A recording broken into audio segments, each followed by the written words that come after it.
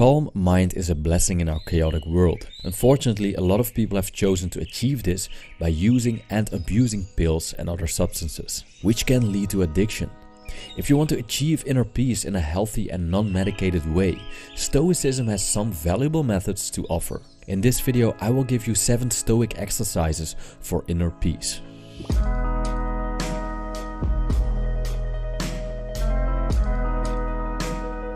1. Negative visualization.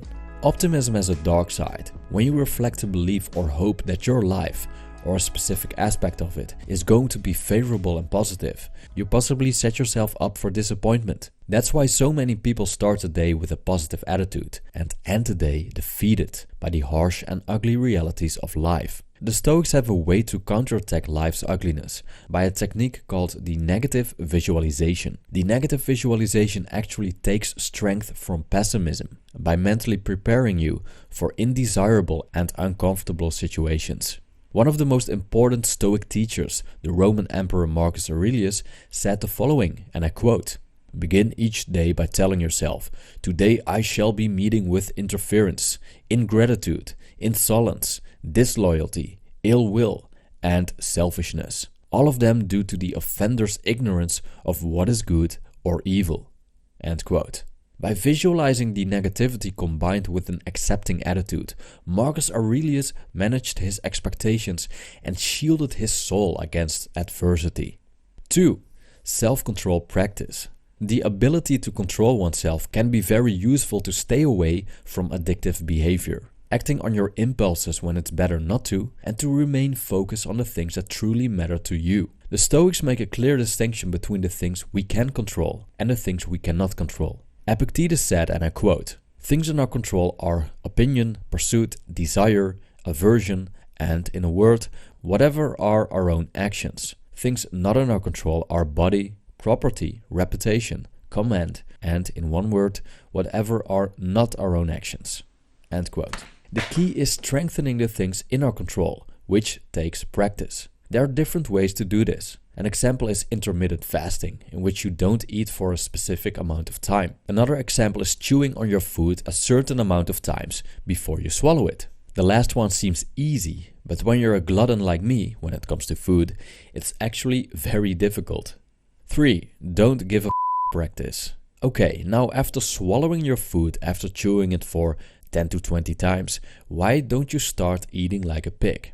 Don't use your hands, just go for it, especially in a restaurant so everyone can see what you're doing. This is a way to combat a trait that most of us seem to have in excess, caring too much about the opinions of other people. The thing is, the opinions of other people are not up to you, so why worry about it? Because of our social conditioning, it takes practice to break this habit. A fear of social ostracism is deeply ingrained within us. By deliberately making a fool of ourselves, we will be exposed to situations in which people will judge us negatively, even if it's just by looks and giggles. Slowly, you'll experience that this doesn't hurt as you've imagined. Thus, you don't give a attitude has become stronger. 4. Journaling. Writing your thoughts down is a practice done by the Stoics to find relief and create a sense of order in their thoughts and memories. Therefore, journaling has a very cathartic effect on the mind. Perhaps the most famous Stoic who kept a journal is Marcus Aurelius. In fact, his journal can be read in book form and is called Meditations. This work was never meant to be published because it was a personal diary of Marcus. Epictetus and Seneca, both Stoic philosophers, practiced some form of journaling as well. Seneca said this about it, and I quote, "When the light has been removed and my wife has fallen silent, aware of this habit that's now mine, I examine my entire day and go back over what I've done and said, hiding nothing from myself, passing nothing by." End quote. 5. Memento mori. Remember thou art mortal.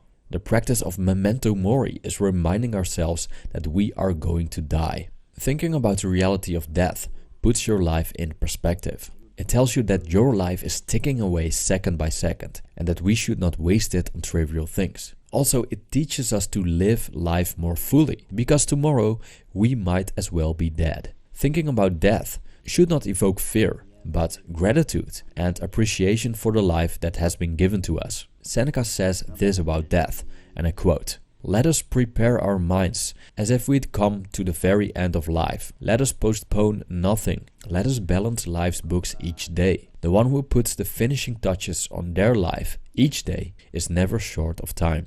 End quote. 6. View from above. However some believe it's flat, let us stick with the widely accepted truth that the Earth is an orb. This orb is just a small planet in our solar system and completely dwarfed by the bigger planets Jupiter and Saturn. And don't even talk about the Sun. The Sun, again, is a small star compared to many other stars in our galaxy, which is just one of the many galaxies in the Milky Way. When we realize how small we are, it becomes much easier to let go of the many trivialities of our human existence. That annoying coworker, that mother-in-law, the guy who cut us off in traffic are not so significant anymore when we see them from a cosmic point of view.